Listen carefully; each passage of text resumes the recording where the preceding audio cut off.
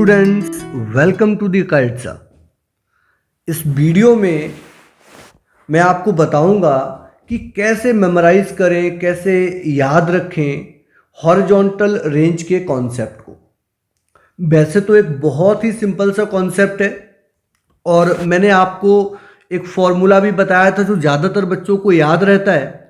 और फॉर्मूला क्या था कि range equals to u square sine 2 theta divide by g. यहाँ पर u होता है प्रोजेक्शन स्पीड, थीटा है प्रोजेक्शन एंगल और g है acceleration due to gravity. But सिर्फ ये फॉर्मूला याद रख लोगे तो उससे आपका काम नहीं चलेगा। आपको दाएं बाएं का भी थोड़ा ध्यान रखना पड़ता है। आपको जैसे ये याद रखना पड़ेगा कि ये फॉर्मूले की वैलिडिटी कब है। वैलिडिटी है इस सिचुएशन जैसी चीज़ों में, जैसे यहाँ पर आपने किसी पार्टिकल को फेंका तो जिस हॉरिजॉन्टल लेवल से आपने फेंका है वो लैंड भी वहीं पर करे, तब ही आप इस प्रकार का फॉर्मूला अप्लाई कर पाओगे। तो आपको एक चीज़ तो याद रखनी है, no doubt one of the most used formula है। लेकिन सेकंड चीज़ आपको क्या ध्यान रखनी है? सेकंड चीज़ आपको ध्यान रखनी है कि ये तभी वैलिड है जब हम जिस लेवल से हम प्रोजेक्ट करें उसी लेवल पर ये रीच करें। इसके साथ साथ इस फॉर्मूले का आपको सेकंड फॉर्म भी याद रखना है और वो क्या है कि यू स्क्वायर साइन 2 थीटा को आप लिख सकते हो 2 sine theta cos theta divide by g. तो we can write it like 2 u sine theta into u cos theta divide by g. यहाँ पर आप अच्छे से जानते हो कि अगर हमने इस तरीके से किसी पार्टिकल को यू स्पीड और थीटा एंगल से फेंका है तो ये जो यू कॉस थीटा होता है इसको हम बोल देते हैं इनिशियल वेलोसिटी इन एक्स डायरेक्शन। अगर हम इस डायरेक्शन को एक्स लें और इस डायरेक्शन में जो इसका कंपोनेंट होगा वो हो जाएगा यू कॉस थीटा, और इस u cos थीटा को हम लोग बोल देते हैं uy अगर हम इस डायरेक्शन को y डायरेक्शन माने। तो इसका हमारे पास एक अल्टरनेट फॉर्म आ जाता है और वो हो जाएगा 2uy into ux divide by G. Again आपको मैं बता दूं ये दोनों ही फॉर्मूले कब वैलिड हैं? जब प्रोजेक्शन कैसा हो, ग्राउंड से ग्राउंड, सेम लेवल से सेम लेवल। अगर प्रोजेक्शन सेम लेवल पर नहीं है, अगर प्रोजेक्शन सेम लेवल पर नहीं है, लाइक आपने इस तरीके से प्रोजेक्ट कर दिया किसी टावर से और ये यूं जमीन पर गिर रहा है, तो जहां से इसको प्रोजेक्ट किया गया था और जहां पर ये लैंड कर रहा है ये दोनों सेम लेवल पर नहीं है। तो ऐसे केस में हम क्या करेंगे? तो ऐसे केस में प्यारे बच्चों हम सबसे पहले टाइम ऑफ फ्लाइट कैलकुलेट करते हैं with the help of formula s बराबर ut plus half at square, और स्ट्रिक्टली इस फॉर्मूले को हम अप्लाई करते हैं इन y डायरेक्शन। और जब हमारे पास टाइम ऑफ फ्लाइट आ जाएगा तो जो रेंज हमारे लिए हो जाएगा कि स्पीड का, प्रोजेक्शन स्पीड का horizontal component into time of flight.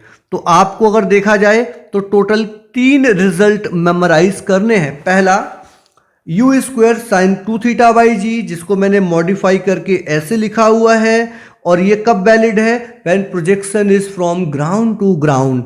अगर projection same level to same level नहीं है, इन दैट केस आपको ये याद रखना है कि आप पहले टाइम ऑफ फ्लाइट निकालें। टाइम ऑफ फ्लाइट किस फॉर्मूले से निकालेंगे, मैंने वो फॉर्मूला भी मेंशन किया है, and then finally we calculate range. इस चीज को और अच्छे से समझने के लिए मैंने एक क्वेश्चन भी यहां पर लिया हुआ है। क्वेश्चन किस तरीके से है एक बार आप लोग पढ़ लीजिए। Here is the question. A particle is projected at 15 degree. It fall short by 4 meter from a target. दोबारा इसको प्रोजेक्ट किया गया 45 डिग्री से, इस बार ये आगे गिरा, फॉल अहेड by 6 मीटर पूछता है कि how for the target actually is, और दोनों ही केस में सिर्फ आपने प्रोजेक्शन एंगल चेंज किया होगा, प्रोजेक्शन स्पीड सेम रही होगी। तो एक बार मैं आपको डायग्राम बना के भी दिखा देता हूँ, सिंपल सा ही सवाल है। मान लीजिए आपने इस तरीके से, ये प्रोजेक्शन पॉइंट है O और यहाँ पर आपके पास ये टारगेट है। पहली बार जब आप इसको 15 डिग्री से फेंकते हो तो ये टारगेट से पहले ही गिर जाता है, और जब 45 डिग्री से फेंकते हो तो ये टारगेट से आगे गिरता है। और इसमें हमसे पूछता है टारगेट कितनी दूरी पर है, तो हम मान लें कि भैया टारगेट जो है वो x दूरी पर है। तो पहली बार वाले के लिए जो एंगल था वो 15 डिग्री था, तो आप ये बोल सकते हो कि 15 डिग्री के लिए जो रेंज होगी वो हो जाएगी x-4, और ये हो जाएगा हमारे लिए u स्क्वायर साइन 2 थीटा, तो 15 का डबल करोगे तो 30 डिग्री डिवाइड बाई जी। अगली बार जब 45 डिग्री की हम बात करेंगे, जब 45 डिग्री की बात करेंगे तो रेंज हमारे लिए नई होगी, और वो रेंज होगी x+6, जो कि हो जाएगी u स्क्वायर साइन 2 थीटा, 45 का डबल करोगे 90 डिवाइड बाई जी। अब हमें तो एक्चुअली x निकालना है ना, तो कैलकुलेशन के लिए सिंपली आप इन दोनों इक्वेशन को डिवाइड कर लीजिए। तो x-4 डिवाइड बाई x+6, यहाँ पर अगर आप डिवाइड करोगे तो u स्क्वायर कैंसिल होगा, g से g कैंसिल होगा, we get sine 30 divide by sine 90, जो कि हो जाएगा 1/2। यहाँ पर आप देखो एक सिंपल सी इक्वेशन है, आप क्रॉस मल्टीप्लाई कर लीजिए, एक ही अननोन है x, जिसकी वैल्यू आपको इजीली मिल जाएगी। यहां पर आपको एक चीज और नोटिस करना है कि जब ये मेंशन ना हो कि पार्टिकल को कहां से प्रोजेक्ट किया गया है, उसका लेवल क्या है, इन दैट केस हम इसको जनरल मानते हैं कि हां जिस लेवल से हमने फेंका है उसी लेवल पर हमारा टारगेट या उसी लेवल पे हमारे पार्टिकल को लैंड करना है। तो this was the first question. एक क्वेश्चन में और लेता हूं जहां पर लेवल सेम नहीं है, आप यहां पर डायग्राम में देख सकते हो। देयर इज अ टॉवर जिसकी हाइट 20 मीटर है, और इससे मैंने एक बॉल को प्रोजेक्ट किया। बेसिकली ये जो प्रोजेक्शन है आप देखोगे तो इसको हम बोल सकते हैं कि ये हॉरिजॉन्टल प्रोजेक्शन है, और इसको हम हॉरिजॉन्टल प्रोजेक्शन क्यों कहते हैं, क्योंकि इनिशियली जो वेलोसिटी है वो सिर्फ और सिर्फ x डायरेक्शन में है, उसमें y डायरेक्शन में कोई कंपोनेंट नहीं है। तो यहाँ पर आप ये जो फॉर्मूला है u square sine 2 theta by G definitely नहीं लगा सकते हो, क्योंकि same level to same level नहीं है, ये तो इस तरीके से लैंड कर रहा है। तो यहाँ हमें सबसे पहले कौन सा फॉर्मूला लगाना है, s बराबर ut plus half at square to calculate time of flight, and strictly we have to apply this formula in y direction।